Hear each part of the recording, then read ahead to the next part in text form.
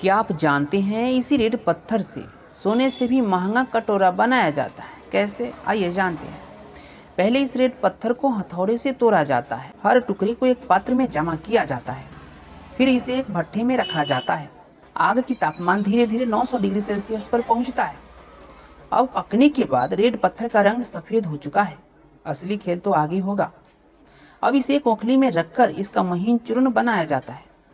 देखो, अब यह पत्थर काफी महीन हो चुका है। अब इसे पानी में घोला जाता है। घोल को गाढ़ा बनाया जाता है। फिर इसे छन्नी से छाना जाता है। छानने पर मोटे कण छन्नी में रह जाती है और महीन कण नीचे बैठ जाती है। अब महीन घोल को एक पात्र में ढककर रखा जाता है। अब दूसरी पदार्थ ऑरेंज कलर की मिट्टी को जांता में डाला जाता है। जांता धीरे धीरे घुमाया जाता है। इसे भी महीन करके घोल बना लिया जाता है। इसे भी छन्नी में छाना जाता है। छान करके इसे भी रख दिया जाता है। अब तीसरे पदार्थ हरी पत्तियों को अग्नि कुंड में रखी जाती हैं। थोड़ी देर में ही पत्तियां जलकर राख बन जाती हैं।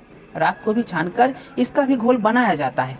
तीनों घोल अब तैयार हो चुका है। तीनों घोल को कुछ समय तक छोड़ा जाता है।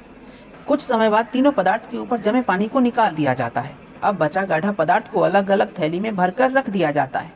तीनों थैली के ऊपर पत्थर का स्लेब रखा जाता है, जिससे बचा हुआ पानी भी निकल जाता है।